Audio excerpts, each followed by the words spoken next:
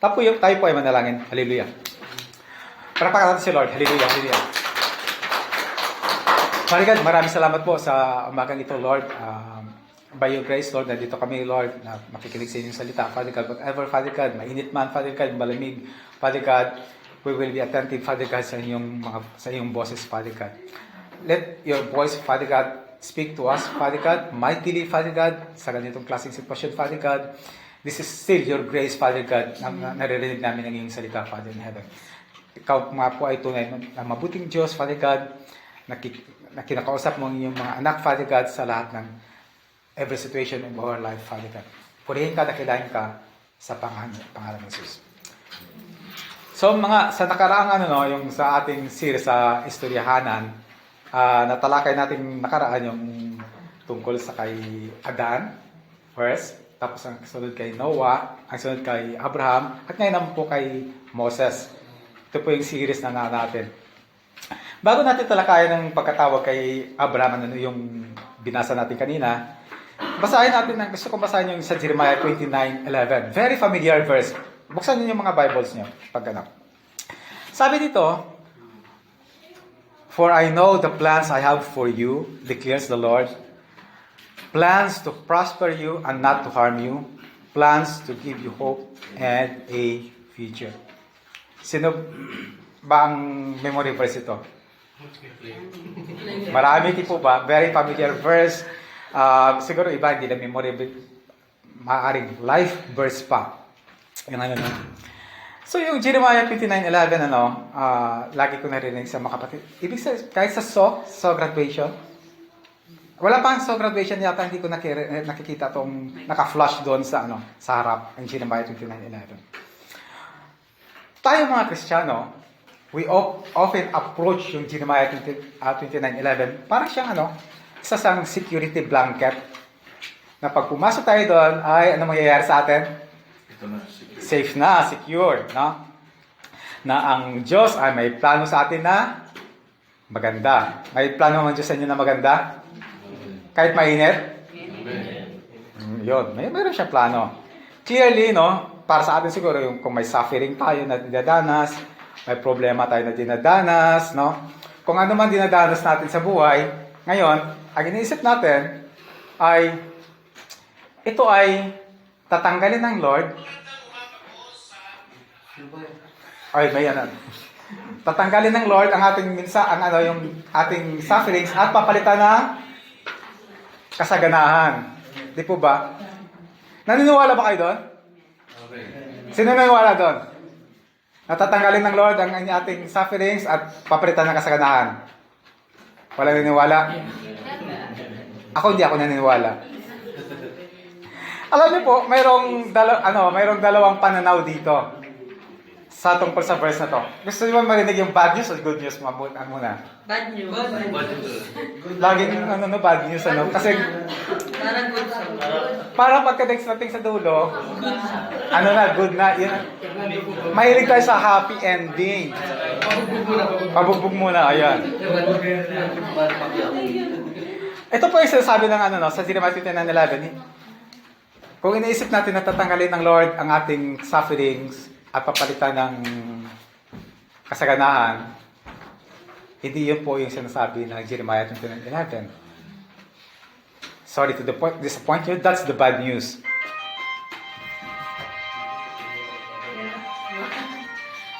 Mga busy yung mga kapatid nyo yan. Ayan.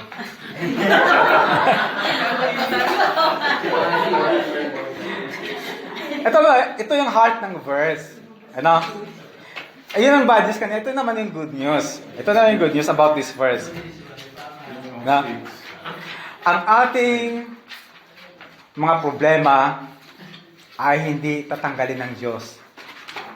Kung magulo ang buhay natin, maging magulo pa rin yun. Hindi na papalitan ng kasaganahan. But ito yung maganda. He will be with us para matututo tayong magpagal. Kung ano man po ang naranasan nyo ngayon, okay, cling to Jeremiah 29:11. Ito po yung konteksto nito ng Jeremiah 29:11. Ang Israelites, nasa exile sila dahil po punishment ni Lord sa kanilang disobedience. May iba pa bang kasalanan ng Israelites? Wala na. Disobedience lagi. Parang sino? Tayo. Di po ba? Ganon. Parang tayo yon ang mga Israelites. Ganon. Si Prophet Jeremiah, no? Kinonfront niyo po si Prophet Hananiah, yung false prophet. Kasi sabi ni Prophet Hananiah, sabi niya, kayo mga taga-Israelites, in 2 years time, after na-captive kayo ng Babylon, ay makakalaya na, pabalik kayo sa Israelites. Sa Israel, sabi niya. So, nagalit si Jeremiah, tinawag na sinungaling si Prophet, Hananiah. At pagkatapos na sinabi sinungaling, ito na po yung sinabi niya sa ang 29:11 sa Jeremiah. God indeed has a good plan para po sa Israelites. At ganoon din sa atin. May plano siya sa atin na maganda. At ang anong plano niya? To prosper us. Parang sounds good. Di po ba? Maganda. Kaya lang, bago yung promise na yun, may directive si Lord sa kanila. Sa Jeremiah 29:7, basahin nyo lang sa inyong mga Bible. Sabi niya, habang nakaptive sila sa Babylon, sabi niya, seek peace and prosperity of the city to which I have carried you in its time. Seek daw ang peace with the Babylonians kung saan sila kineri. At ito pa yung ang isang dagok sa sinabi ni Lord para sa mga Israelitas. Maaaring sa atin din ngayon. Pray for the Lord for it. Ayun. Panalangin mo sila.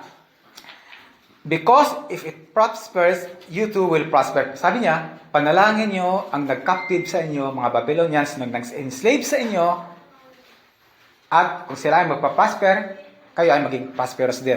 Parang tayo, inuutusan ng Lord na panalangin ang ating mga among masungit, supervisor na masungit, mga taong nag-oppress sa atin, inuutos ng Lord yan, ipanalangin. Kasi kung sila may prosper, ang sabi ni Lord, parang sa Jeremiah 29:11, tayo din po ay magpa-prosper. Ito pa yung pinakamalaking dagok, sa kanila. Ang Israelites po, ayaw nila marinig na, ipanalangin yung nag-captive sa kanila. Gusto nila marinig kay Jeremiah, kami po ay uuwi na sa Israel. Parang tayo, gusto natin marinig na, Lord, tanggalin mo na yung problema na to, palitan mo ng kasaganahan. Pero hindi karakter ng Lord yun. So, ito yung pinakamalaking dagok sa kanila sa verse 10. God says that He will fulfill this, yung promise niya, after 70 years are completed in Babylon. So, kinausap niya mga Babylonians, sabi niya, after 70 years, makakauwi na kayo sa Israel. Ibig sabihin, lahat ng sinabihan niya, maaring tigok na. Kayo, maganda mang promise sa inyo yon? Patahimik. Pag sinabi ng Lord sa inyo, okay, ikaw, Danny, after 70 years, 50 plus ka na ngayon, ay matutupad ang promise ko sa iyo. Okay ka lang? Okay lang ako? But para kay Lord, sabi niya, I have a good plan for you. No? Yes, of course, may magandang plano ng Lord sa atin. Ultimately, kasi ang kinabukasan. Matandaan natin, sa mundong ibabaw na to, in this crazy earth, ang growth ng isang tao, ng isang Kristiyano, ay malalaman lamang kung siya ay manatili in spite of sufferings. Amen po ba? Mananatili kay Lord in spite of sufferings. At pagkatapos nun, saka pa lang natin maranasan ang kanyang kamanghang-manghang joy. Alam niyo po kung ano pa man naranasan niyo sa buhay, makinig mabuti mga kapatid. Kung ano man po ang naranasan niyo ngayon sa buhay na kapigatian, cling to Jeremiah 29:11 for the right reasons, not for the false hope na tatanggalin ng Lord ang inyong sufferings. Amen po ba? Amen. Maliwanag. Ang Biblia po ito ay kabuuan ng kasaysayan ng pag-ibig ng Diyos sa atin at kanyang pagliligtas. Kaya nga po may sufferings. Di po ba? Kaya pag-ibig at pagliligtas. Kung you are suffering right now, iniibig ka ng Diyos and you will be saved. Now, kung ano man yun. Ang salaysay na to, every yugto ng ating buhay, katulad ng nakaraan, ay pinapatunayan ni Lord sa kanyang tipan. So, nagkaroon siya ng napag-aralan natin kay tipan kay Abraham, kay Adan. Nung nagkasala si Adan, sabi niya sa Genesis 3:15 na nagkakaroon doon ng prophecy that he will save Israel will be saved through a son, no? Yun yung ano niya. Kaya po si Adan is an anti-type. Yun. Ibig sabihin ng anti-type ay, naalala natin, representation o kahalintulad. So si Adan yung first Adan, of course. Si Jesus yung first, ang last, Adan. Ang pangalawa naman, kay Noah, si Noah is an anti-type of Jesus dahil po, kung sino pa yung sumakay sa arko ay maliligtas. Ganun din po, kung sino sumasupatay kay Jesus ay maliligtas. So si Noah, si Adan, anti-type. Nung nakaraan kay Abraham, si Abraham is anti-type of Jesus Christ dahil po ang promise ni Lord sa Genesis 12:1, whosoever bless, Israel will be blessed. Whosoever curse, Israel will be cursed. Ganun po, kung sino po maniwala kay Jesus Christ will be blessed. Those who will curse Jesus Christ, I will be cursed. So ano po, no? Ngayon naman po, pag-aralan natin ang buhay ni Moses. Kung paano siya nagiging anti-type, kung ano po yung pangako sa kanya ng Lord. Kay Moses po, no, tinawag siya sa Midian Desert. Tapos siya napunta siya sa Horeb. Ang Horeb niya tinatawag nila na Mountain of God. Kasi po doon po napakita si Lord Yahweh kay Moses. Si Moses, nakita niya may burning bush na hindi po nakukonsume. Of course, anong tendency ng isang tao ay anong tendency ng tao pag may nakita siyang kaiba-iba? Osyoso. Pero ang sabi doon, the angel of the Lord appeared to Moses. So, ano ba talaga? Angel o si Lord? Actually, ang tawag doon ay theophany. Ang ibig sabihin ng theophany ay yung representation ng Lord kung paano siya nagpapakita. So, ang iba, nagpapakita si Lord sa in this case, as an angel. So, alam natin na wala pang nakakita kay Lord. So, tawag din theophany. Side track lang yan. Si Moses, parang tayo din, determined na lumapit sa bush. Pero ang sabi kanina ay tinawag siya ng Lord by name. Tayo po, nung tayo naligtas, tinawag tayo ni Lord by name. Alam niyo ba yon? Alam niyo ba yon? Hindi niyo alam. Ngayon, alam niyo na. Tinawag kayo ni Lord by name, kung sino man kayo. Sabi ni Lord, notice yung first message ni Lord kay Moses. Do not come near. Take your sandals off your feet and place it, and for the place in which you are standing is a holy ground. First point, sabi ni Lord ng verse na yon. Kailangan natin maintindihan, na there is a gap between man and God. Sabi do not come near. Sabi niya doon. At ano yung gap na yan sa atin? Alam, kasalanan. Ang first point is, the Lord is holy and we are not, We cannot draw near to God in our own strength. So, sinabi ni Lord kay Moses, medyo lumayo-layo ka ng konti. Kasi po, kung saan po ang presence ng Lord, and that place is a holy ground. Ganon din po, kung naniniwala tayong si Lord ay nandito ngayon, this is a holy ground. Amen po ba? Maliwanag ba yun? So, yung ang pagkatapos nireveal ulit ni Lord ang kanyang sarili, sabi niya, I am your father, I am the God of your father, The God of Abraham, the God of Isaac, and the God of Jacob. Kailan ba natin naririnig yon? Ang statement na. Lagi, di po ba? Lagi natin naririnig yon.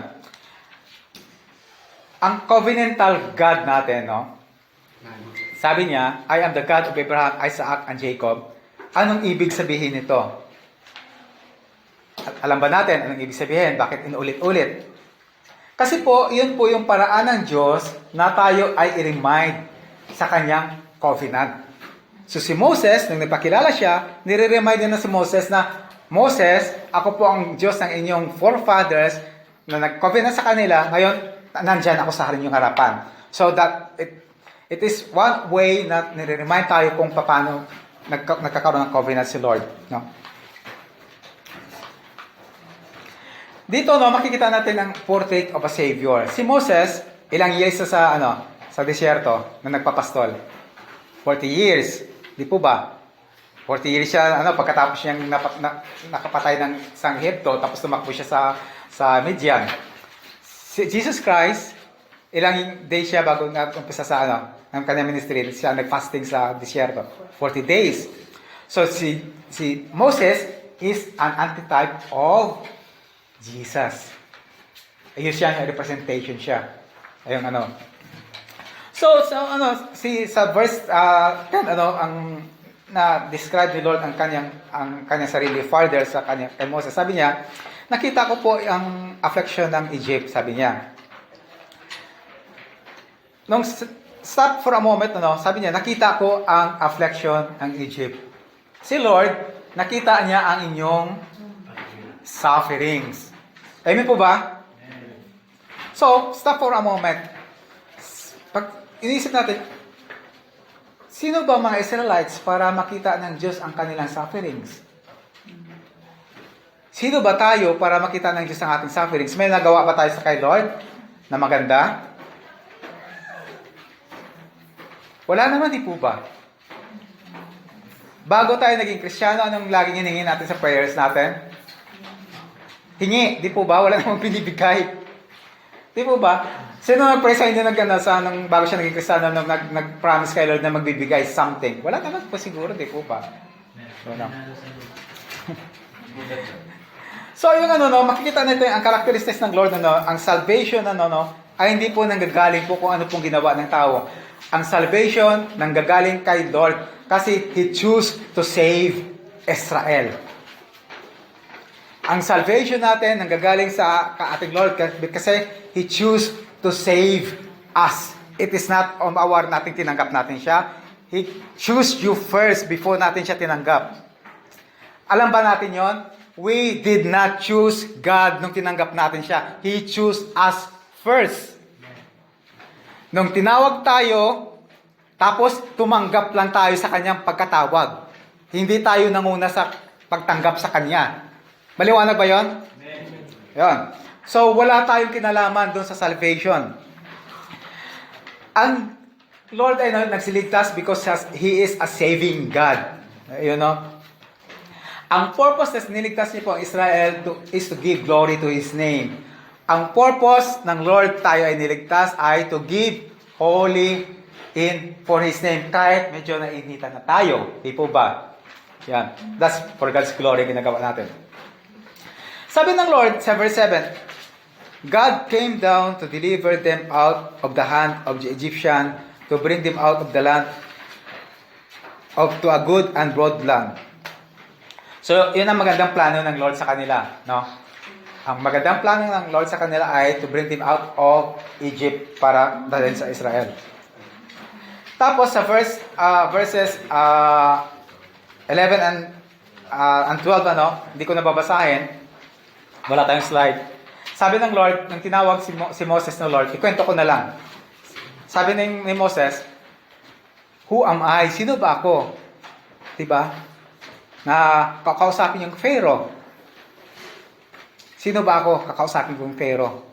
Mayroon ba akong kapangyarihan? Mayroon ba akong talent? Ako ba ay may pogi points sa Pharaoh? Parang tayo. Parang ako. Hindi pala kayo tayo. Ako lang. Parang ako din. Yung first na na nagkaroon ako ng ministry, parang sa pagtuturo, pag-lead ng BS. Parang ganun din. Iniisip ko na may kulang ako. Hindi naman ako nag-aral ng Kasi nung unang nagturo ako, hindi pa ako nag-graduate. So, hindi man ako nag-aral ng Bible. Medyo, ang nalalaman ko, yung pinag-aralan ko, iba hindi na alam. Paano naman kung tinanong yung iba? Ano na lang? Alam mo yung ginawa ko? Para mapunuan yung kakulangan na yun, yung pag tinanong iba. Kumuha ako ng, binasa ko lahat ng most common questions na tinatanong sa Christianity. Memorize ko yun. By heart, memorize ko. Kaya pag tinanong sa akin, ano yung first promise ng Lord, saan makikita? Alam ko yun. Memorize. By mind, alam ko yun. Para mapunuan. Parang pugi points na rin. Pero hindi nila alam, memorado ko lang. So, ayun ang kakapunuan para mapunuan. So, tayo, parang alam natin na incapable tayo sa ministry na binigay ng Lord. Di po ba? Insufficient tayo sa kanyang binigay. Wala tayong kakayanan. Consider mo sa calling natin, no? Alam niyo po, yun pa talaga ang gusto ni Lord. Later ko na na-realize na tayo, pag tinawag tayo ng Lord, i-consider natin ang sarili natin na insufficient, incapable. Bakit? Para po sa kanya lamang tayo magdepende, no? Sa verse 12, sabi doon,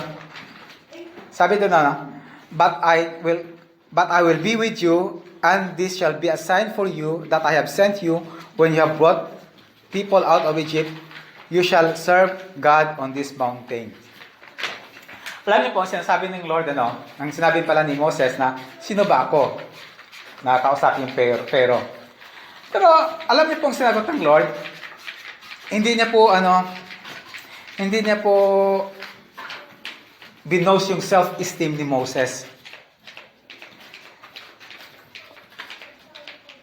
Hindi niya po sinabi na, Moses, napakagaling mo talaga. Kayang-kaya mo yan. Go lang, Moses. Go lang, anak. Hindi na sinabi na, oy, Moses, dinala kita sa desierto, 40 years. Train na train ka na ngayon. Dali mo yung Israelitas na out of Egypt, ikaw na train mo. Hindi na sinabing ganon, no? Sabi ng Lord, sabi ng Lord sa kanya, do not be afraid, sabi niya. Ang kailangan ni Moses ay hindi po self-esteem. Ang kailangan natin sa ministry, hindi po self-esteem.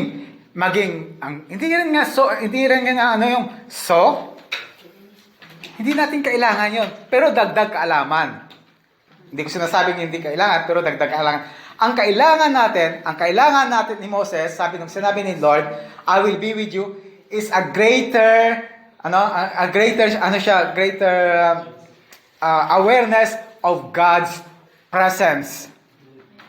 Ang kailangan ng bawat Kristiyano, sinabi ng Lord, I will be with you dahil incapable ka, is a greater awareness of God's presence. Kung ano man po ang ginagawa natin dito sa church, ang kailangan natin is a greater awareness of God's presence. Kung yung dapat natin maintindihan na hindi natin makalubos makilala ang ang ating mga sarili kung wala tayong greater awareness of His presence. Sa lahat po ng ginagawa, lahat po ng inuutos dito sa Bible, ang isa lang po ang kailangan natin, His presence. Amen po ba? Hindi mo kailangan mag-graduate ng Bible school. Hindi mo kailangan kanilang knowledge. Tingnan natin po ang Samaritana na babae sa Matthew 4. Kwento na lang natin. Graduate ba siya? May alam ba siya sa Bible? May alam ba siya sa Torah? Wala. Pero sino po yung nag-evangelize niya? Isang buong bayan. Bakit? Kasi kailangan niya lang yung presence ng Lord. Amen po ba? Hindi na kailangan yung another knowledge. Knowledge is good, but hindi po yun ang kailangan natin. Ang kailangan natin ay ang Diyos. Siya po ang magbigay sa atin ng capability na maggagawin ang ating dapat gawin. Please note ano sa verse 12, no? Ang sabi doon, this is a sign for you. No, sabi niya, yun ang promise niya kay Moses. Ang problema sa ating mga Kristiyano, pag tayo humingi tayo kay Lord, ay gusto natin din sign. No? Ito, si Lord, okay lang yun kung may sign. Eh kung wala, hindi tayo gagawa. Si Moses, ang Diyos ang nagsabi na magbibigay siya ng sign. So, hindi hiningi ni Moses yon. Sabi niya, this will be a sign na tutuparin kong aking pangako dahil you will serve me on this mountain. Ang future, alam na. No? Ayun yung ang promise, alam na. Pero ang problema natin mga Kristiyano, parang problema ng mga Israelitas, pag nag-promise si Lord, hindi niya kagad sinasabi kung anong mangyayari the next day. Kung di, ang sinasabi niya lang yung kanya promise. Ang problema natin kasi, parang hindi pa rin tayo naniniwala sa Diyos kasi ang gusto natin to see is to believe pa rin. Parang ganito tayo. We don't quote that to see is to believe, but ang action natin, even in this church, kahit parang ganun. Including me. Kuminsan. Lahat tayo dito. God is working, no? Kahit hindi natin nakikita. When He make a promise, He will surely work. No? Hindi ibig sabihin na nag-pray tayo at hindi sinagot, ibig sabihin na God is not working. Actually, He is working since the very bago pa tayo niya nilalang. But that is another message. Sa Exodus, ang kailangan na natin, no, is to obey the Lord and have faith that nandyan ang kanyang presensya. Amen po ba? Hindi na naman ang amen nyo. Bahala kayo dyan. Amen. Oh. Huwag nyo isipin yung init. Ako nga, malayo pa ako sa electric fan, ha? In fairness. Sa Exodus 3:18 to 20, ito yung tagpo na, kwento na lang natin, na si Moses mo ay sinabihan niya si Lord, at si Lord sinabihan si Moses, na kausapin niya yung mga elders of Israel. At sabi mo sa elders of Israel, makinig sa'yo. At pupunta kayo doon sa kay Pharaoh at sasabihin na pakawalan ng ang mga Israelitas at in 3 days, kayo pupunta dito, mag-worship kayo. Pag inutusan tayo ni Lord, Danny, kausapin mo yung congregation na sinabi ng Lord sa inyo ito. Maniniwala kayo? Parang hindi yata kayo naniwala lahat. Si Moses, no? Sinabi ng Lord, Moses, kausapin mo yung mga elders. Sabihin mo maniwala sa iyo, makinig sa iyo. Tayo nga, kinakausap ng pastor, kung hindi pa tayo naniwala, di po ba? Si Lord pa kaya? No? Hindi nga tayo sumusunod sa ating Bible study leader, di po ba? Kay Lord pa kaya? Pero si Moses, naniwala. No? So, madaling kwento, okay, sabi ni Moses, Lord, sino sasabihin ko na nag-utos sa akin? No? Tayo di ko minsan, gagamitin pa natin pangalan ni pastor para sumunod. Di po ba? Hindi pwede yung mga ibang elder lang, kailangan pastor talaga gamitin. Sabi ni Kuya Cesar, saka pala susunod. No? Sabi niya, sino sasabihin, ang pangalan sasabihin ko? Sa verse 14, sabi niya, God said to Moses, I am who I am. He said, say this to the people of Israel. Sabi niya, I am has sent me to you. I am thou. Sabi niya. Malapit na po ang natin. So, I am thou, no? Iyon ang papakilala ni Lord kay Moses. Ano ba ang ibig sabihin ng I am? Maraming ibig sabihin ng I am. No? Pag sinabi ko, I am Danny, pakilala ko sa rin, ako ay isang IT specialist, isa yun, di po ba? I am Danny, I am ganitong edad, nakatira sa ganito. I am ganito, marami tayong kukwento. Ganun din po kay sa ating Lord. Yung I am. Hindi natin ma-exhaust. Pag-aral natin ng iba tungkol sa mensaheng ito. Ang I am means, ibig sabihin, ever-present siya with His people. No? God rescues and saves His people. God came down to His people and He is going to work on their behalf. Ibig sabihin, if God is going to work in their behalf, kung ano pa man po ang inuutos ni Lord sa kanila, wala silang kinalaman doon. Ang mga ministries natin dito,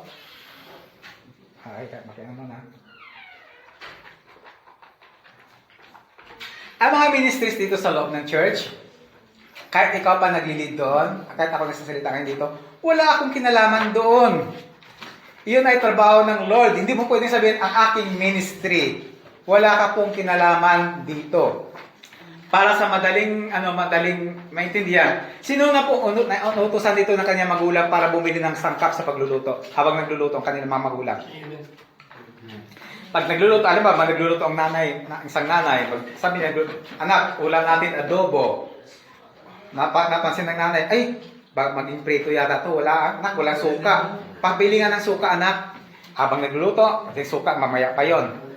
Pwede ba i-claim ng anak na nang bumili siya ng suka, ako nagluto niyan kaya sumarap? Akong bumili ng suka para sumarap. Pwede ba yon? Ang nanay pa rin. Inutusan lang siya. Tayo, ganun din. Nautusan lang ng Diyos. Yun ang po yung part natin is to obey. Wala tayong kinalaman sa mga ministries na to. It is God's work. No?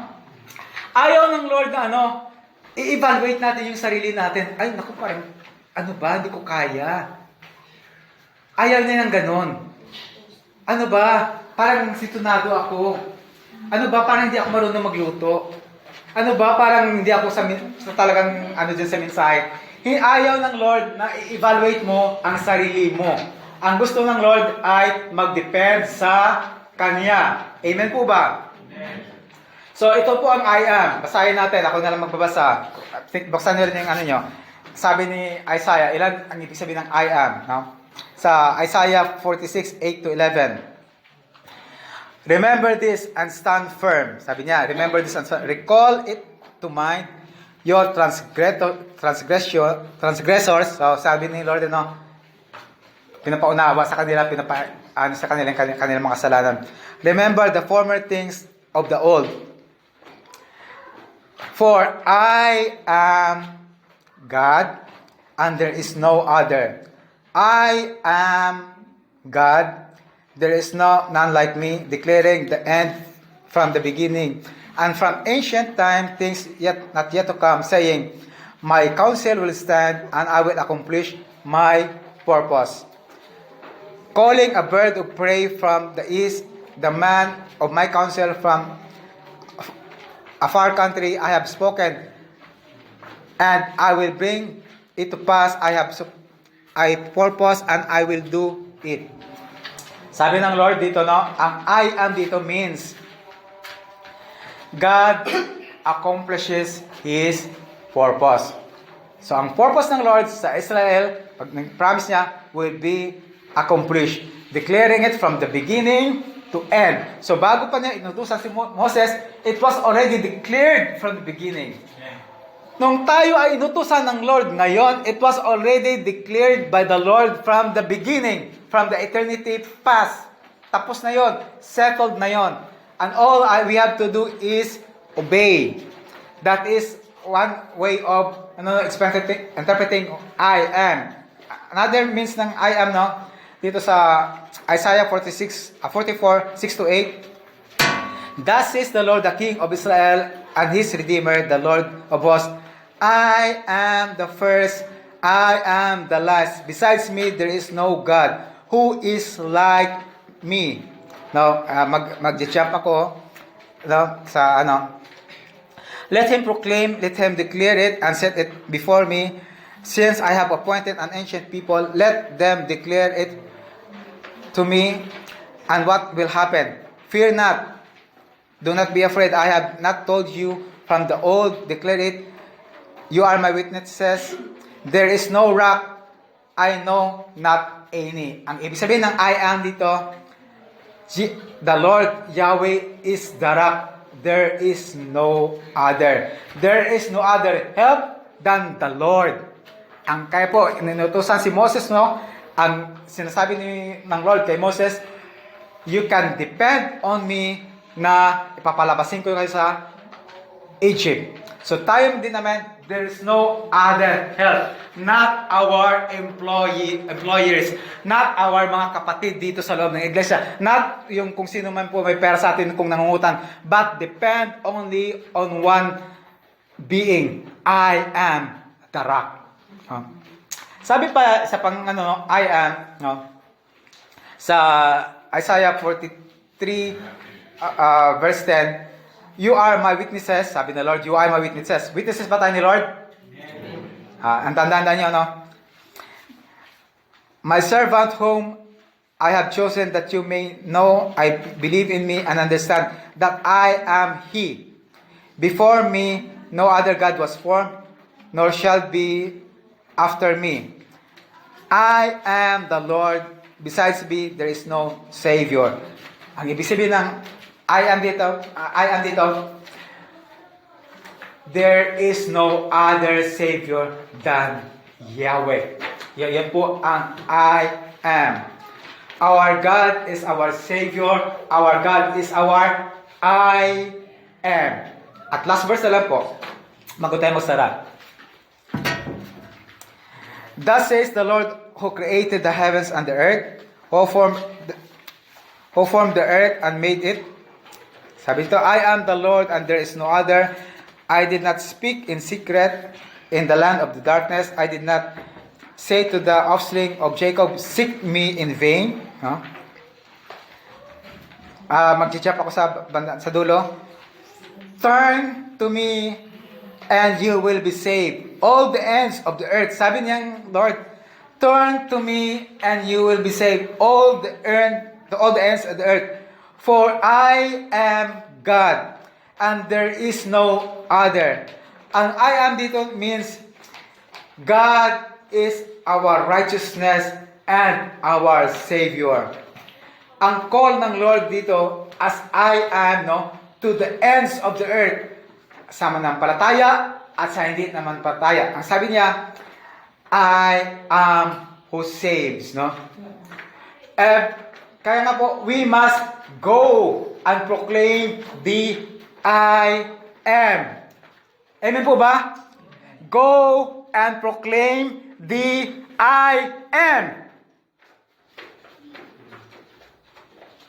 Don't sit kung saan kayong ministry naka-assign. Go! Ang ibig sabihin ng go, God will be with you. Siya naman po ang ating kailangan. So, let's go out to the ends of the earth and proclaim the I am. Tumayo po tayo. Parapahan si Lord. Hallelujah. Father God, purihin ka kailangan po sa aming buhay, Lord. Maraming salamat po sa inyong mensahe, Lord. Napakabuti mo po, Lord, sa amin. Kahit sa ganitong sitwasyon, Lord, Father God, kayo rin ang usap. Father God, nawa po ang iyong mga salita, Lord, ay patuloy matingin sa aming mga puso. Father God, sa inyo kami magdidepende. Father God, for you are the great I am. In Jesus' name we pray. Amen.